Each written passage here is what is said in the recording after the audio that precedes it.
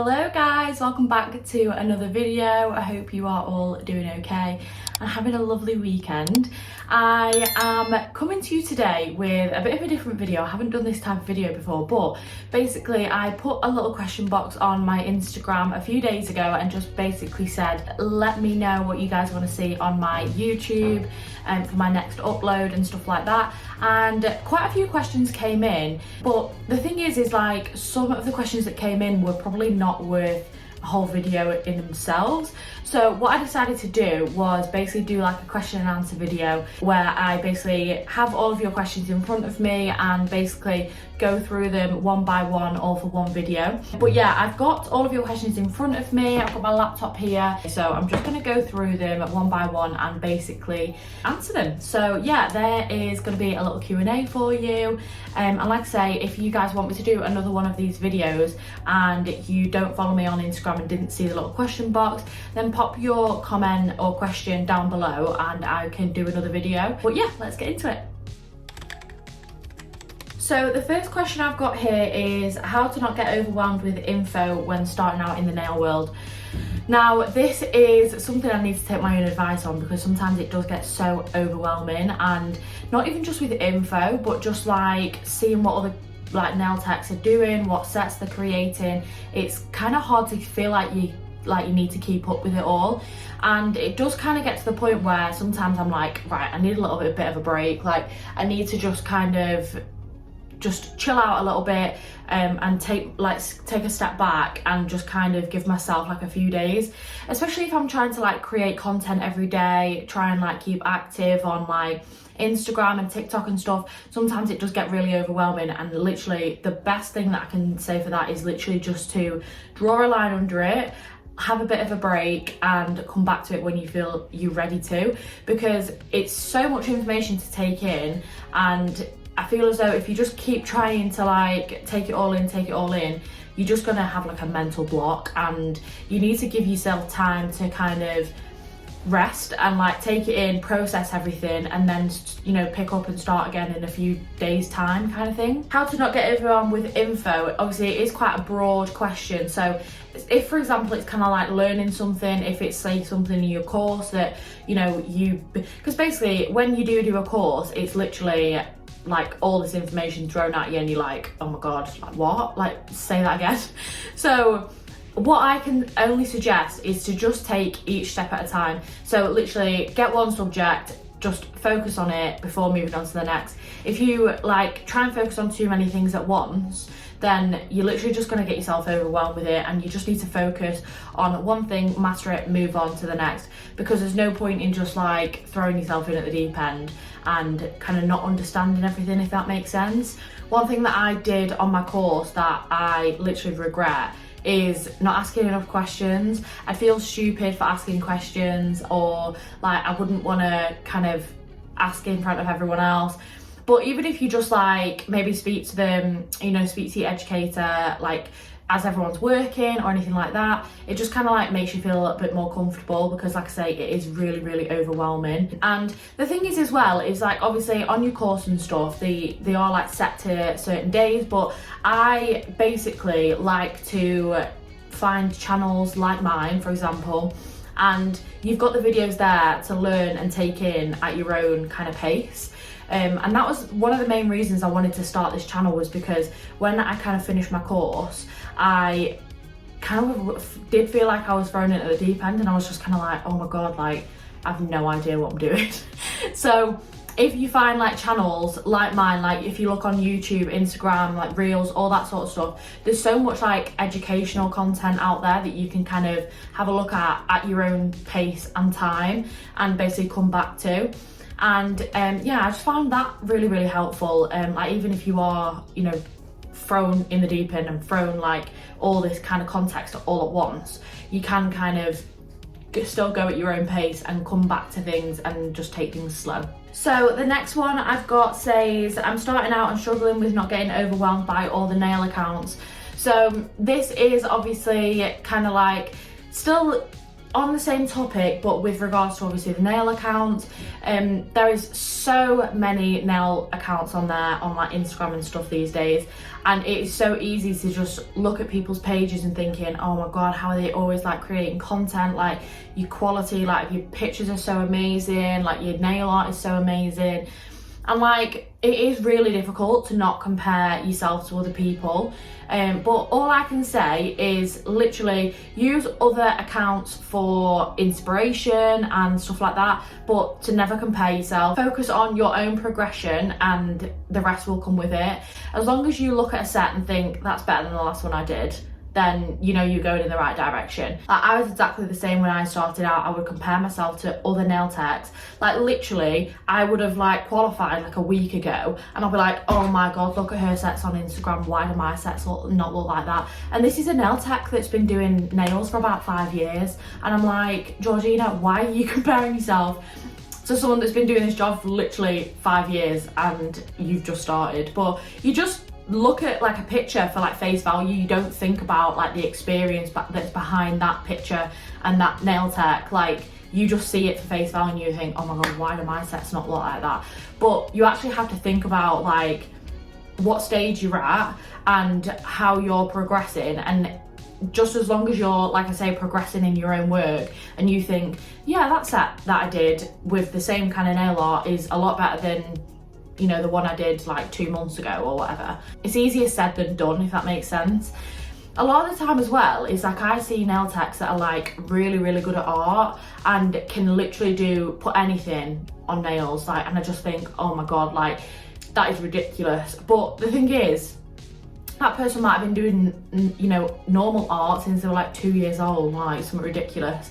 And I will never be able to do that because I'm horrendous at art, so that is literally just not going to be me. But yeah, you just have to think about things like that. And it's like, even though somebody might be doing like mad sketches on nail art, you know, like characters and stuff, that might not even be your kind of like niche.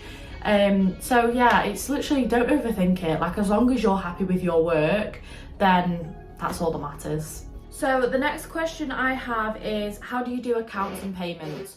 So obviously this is completely off like nail subjects, but not really. Obviously it is like a different kind of question. Now this is one that I didn't really think I could like best advise on for a full video. I could only kind of tell you how I do it. So I only do like cash and bank transfer. I don't use like a specific company to take card payments, so obviously I can't really advise too much on that. And with regards to accounts, obviously I haven't done like my first official like tax return yet, so until I've done like my first one, I obviously can't really advise how the whole process kind of works. But all I kind of do now is just keep track. So I have like a book where I have my, there's like, I have write it in columns. So I have like the date, the name of the client, the service that I provide, how much it is and how I took it, so either cash or bank transfer. And I just keep track of all of my appointments in that book, and then try and keep track of what I spend. So obviously, luckily, most of what I spend is all online. So say for example, the gel bottle, obviously I have like an online account with them where all my invoices are in one place. And it'll be the same with like all the stuff that I've bought, you know, like for Premier Gel and like NSI and like my cuticle oils with Kiki and stuff like that. Everything is online luckily, and you will have it in like your emails, but keep track of those as well. And then obviously I'll probably be able to do a full video once I've done like my first official tax return, and let you know how it goes and what you're gonna need, because like I say, I don't want to advise incorrectly. But yeah, I will definitely do a full video when I've done that. So the next one I've got says, how to improve on speed. I feel like I'm really slow and want to be quicker for clients. So this is something that I was really self-conscious of when I first started. It'd easily take me over 2 hours just to do like a full basic set of acrylics. And it was one thing that I did start off, like when I was practicing on friends, I'd be like, oh my god, how long did it take me? How long did it take me?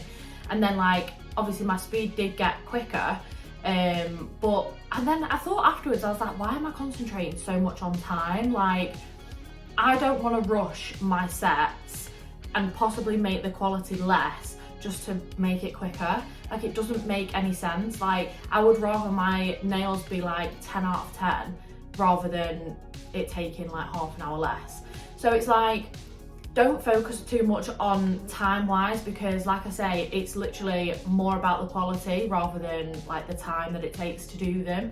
Because I'm pretty sure your client would prefer to sit here for like an hour longer and have like 10 out of 10 nails than walk away from their appointment and be like, oh, they're a bit rushed.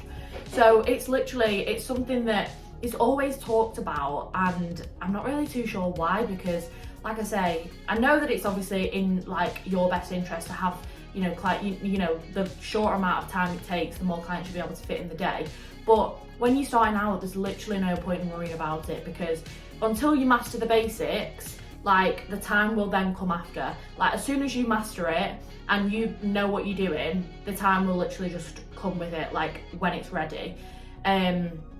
Like I say, I think it's a lot of like confidence thing as well. Like, when you're confident in what you're doing and you don't have to like second guess, like, oh, am I doing this right? Like, it literally just comes with experience and time and confidence. Because like I say, it'll just come with it. As soon as you're like getting, you know exactly what you're going to do next, you know what you're picking up next, you know what you're doing, you know like the process a lot better, then the time will just come with it. So yeah, literally there's no point in stressing about time, because it'll come when it's ready, unless you're going to rush it and then it just takes like your quality of your nails down. So yeah, literally take your time, master it, and the time will come with that. So the next question is, what's my favourite type of nails to do?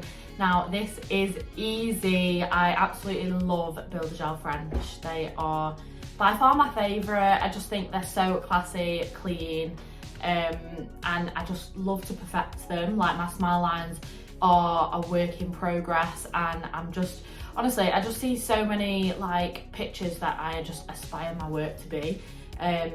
And again, I'm not comparing, I just aspire to be like, just crisp French, like, just honestly, it just is amazing. I just love it. And like I say, Builder Gel as well. I think Builder Gel is, I know it's becoming a client's favourite, it's obviously my favourite as well, because I just think it looks really nice on like short, square, biab French. Beautiful. And then the last question that we have is how to decide on a salon that will help you build a clientele when starting out. So I've personally never worked in a salon, so it's kind of difficult for me to answer this one too. But I know that they, with the trading academy that I learned with, they actually had an option when we completed our course that they have like, so basically in their building they have like an upstairs which is like the where you learn, and then like a downstairs where the actual nail techs work. And they basically had like an option when we finished. They basically said you can be based from here and you can pay us, I think it was £25 a day for you to be based there, but they would get your clients. So that was a really, really good idea, I thought, which was really helpful and really good for beginners, you know, that would struggle to get clientele. I didn't actually use it because it was during lockdown, and obviously when I first started doing nails, I think I went through like 3 lockdowns. So yeah, it was just really up and down time for me, like being able to do clients and then not being able to do clients was a bit of a pain.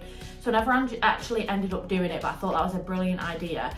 So I know that there are like places that will do that. I actually think a salon is a really good idea and really good place to start, because especially if it's in like a hairdresser's or something like that, you've literally got footfall all the time and people coming in and seeing you there. So yeah, I presume that would be like really helpful if you were just starting out. So yeah, that is all I can kind of say on the whole salon front, because I actually haven't ever been in one.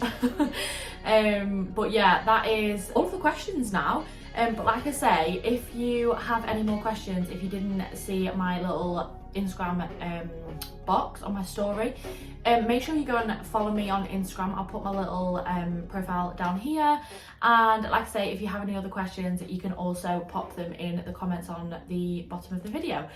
But yeah, thank you so much for watching, guys, and I hope you have a lovely weekend, well, week coming up, and yeah, I will see you guys in the next video. Bye.